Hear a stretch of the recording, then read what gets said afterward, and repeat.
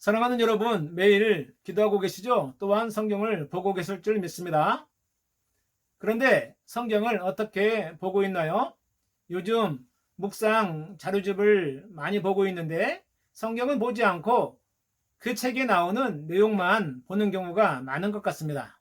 저는 단순하게 성경만을 보면서 떠오르는 생각들을 정리하고 자신의 삶에 적용하는 것이 가장 유익하다고 생각합니다. 무엇보다 성경에 나오는 인물의 관점에서 살피면 아주 많은 것을 얻게 되죠. 특별히 마태, 마가, 누가, 요한, 사복음서에 등장하는 사람들을 예수님과의 만남, 예수님과의 관계에서 살펴보면 주님의 사랑과 은혜를 구체적으로 발견하게 되고 많은 은혜를 깨닫게 됩니다.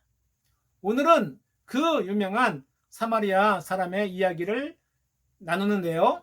본문에는 레위인 제사장, 즉 율법사 강도 만난 사람 여관 주인이 나옵니다. 어떤 율법교사가 예수님을 찾아왔습니다. 율법교사는 바리새파 사람으로 형식과 이선에 빠져 있는 사람이었습니다. 그는 예수님을 시험하기로 작정하고 무엇을 해야 영생을 얻을지 질문을 했는데요. 예수님은 그의 마음을 정확히 아시고 대답을 하셨습니다. 율법에 무엇이라 기록되었고 어떻게 읽느냐 물으셨죠. 율법 교사는 늘 성경 모세오경을 읽고 외우며 연구했기에 신명기 6장 5절을 인용하여 하나님을 사랑하고 이웃을 사랑하는 것이다 라고 대답했습니다. 예수님은 대답이 옳다 하시면서 실천하라고 말씀하셨죠. 그러나 율법 교사에게는 하나님을 사랑하는 마음도 이웃을 사랑하는 마음도 또한 실천하고자 하는 아무런 삶의 의미도 없었습니다. 그저 자신이 옳게 보이려고 물러서지 않고 오히려 이웃이 누구냐고 예수님께 질문을 하죠. 자신의 의무를 모른 척하고 율법으로부터 자신을 변호했습니다. 그래서 예수님은 오늘의 이야기 강도 만난 사마리아 사람 비유를 들려주셨죠. 여러분, 이웃이 누구입니까? 여러분에게 이웃이 있습니까? 국어사전에서 이웃은 가까이 사는 집 또는 사람이라고 설명합니다. 이스라엘의 유대인들에게 특히 바리새파 사람들은 모세 오경에 따라 열심히 살았지만 그들에게 이방인은 절대 이웃이 될 수 없었습니다. 원수로 여기고 늘 정죄하며 멸시했죠. 예수님에게 이웃은 원수도 포함하며 이방인을 포함시키는 관계의 경계를 초월했습니다.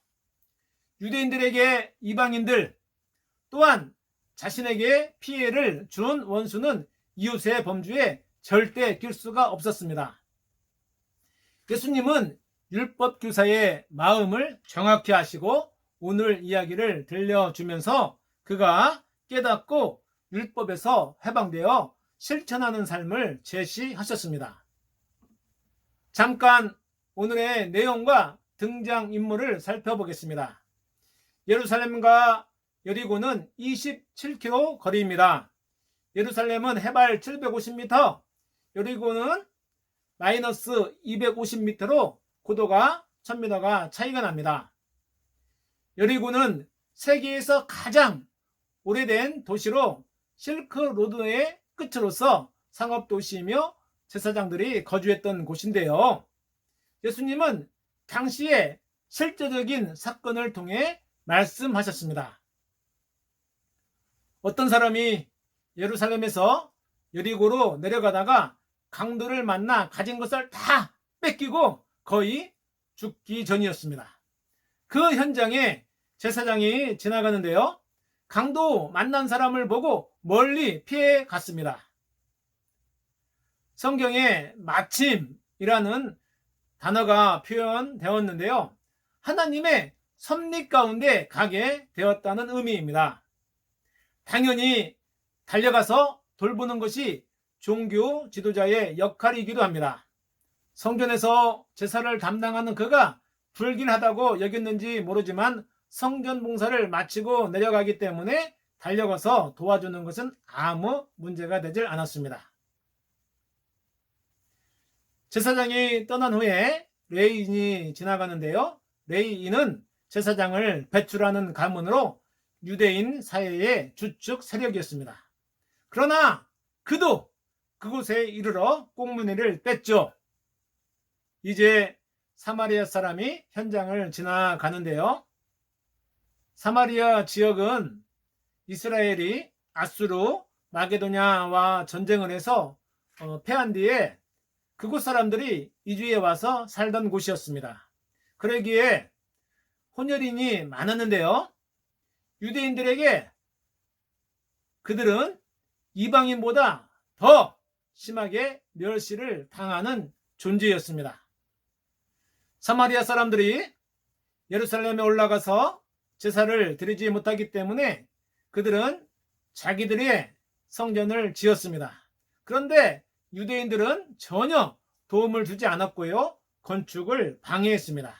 그만큼 멸시하며 상종을 하지 않았던 것이죠.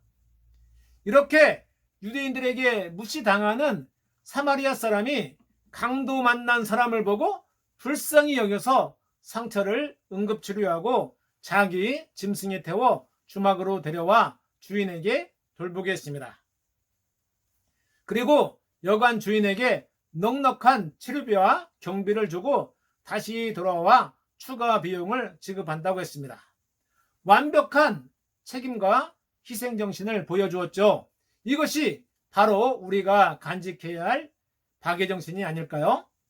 바로 이웃사랑의 실천이라고 생각합니다.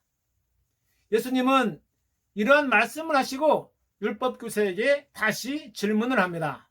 누가 강도 만난 자의 이웃이 되겠느냐? 여러분, 누가 강도 만난 사람의 이웃이죠? 누구인지 대답해 보시기 바랍니다. 율법교사는 자비를 베푼 사람입니다. 라고 대답을 했습니다. 자, 그의 대답에 예수님께서 보인 반응이 오늘 우리가 살아가는 신앙인의 자세와 태도입니다. 예수님은 맞다, 그렇다, 잘 알고 있구나 라고 하시지 않았어요. 간단 명료하게 가서 너도 이와 같이 하라, 이렇게 말씀하셨습니다. 여기에서 하라는 명령어는 끊임없이 반복적인 의미를 가지고 있습니다. 결국 이웃은 자기 자신의 실천적 삶을 의미하죠. 자기 행동 없이 가까이에 아무리 많은 사람이 있어도 그들을 외면한다면 우리에게 단 한 명의 이웃도 없는 것입니다. 이것이 서로 함께하는 삶이라면 형제 이상의 관계가 될 것입니다. 우리가 사람을 선입견을 가지고 판단하고 정죄하고 있는데요. 이 경계를 허물어야 합니다. 참된 이웃은 자기 자신의 실천적 행동에 기초합니다.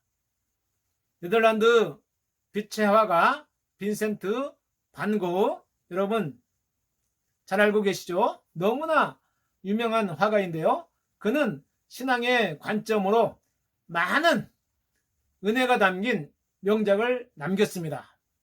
착한 사마리아 사람이 갇힌 사람을 나귀에 태우는 모습도 그랬는데요. 이 그림의 핵심적인 키워드는 강도 맞는 사람과 사마리아 사람이 서로 가슴이 맞닿게 해서 그림을 표현했습니다. 사랑은 가슴으로 전달하는 소통의 언어인 거죠. 우리는 가슴으로 이웃을 만나야 합니다. 우리의 가슴과 이웃의 가슴이 맞닿아야 합니다. 우리는 어떤 신분, 계급, 위치, 장소에 상관없이 특히 공경에 처한 사람을 돌보아야 합니다. 이웃과의 관계는 자신의 실천하는 삶에서 출발합니다. 그러면 질문을 다시 여러분에게 던집니다. 누가 내 가족입니까? 누가 내 전우입니까? 누가 내 부하입니까? 누가 내 상관입니까? 저는 전쟁 영화를 볼 때마다 다친 전우를 끝까지 구하는 장면에 늘 감동을 받습니다. 이러한 정신이 군인에게는 당연한 것처럼 우리는 부대 안에서 서로 돕고 배려하고 양보해야 합니다. 예수님은 우리를 위해 자신의 모든 것을 내어 주셨습니다. 예수님의 보혈을 생각하며 참된 이웃으로 먼저 다가가는 여러분 되길 축복합니다.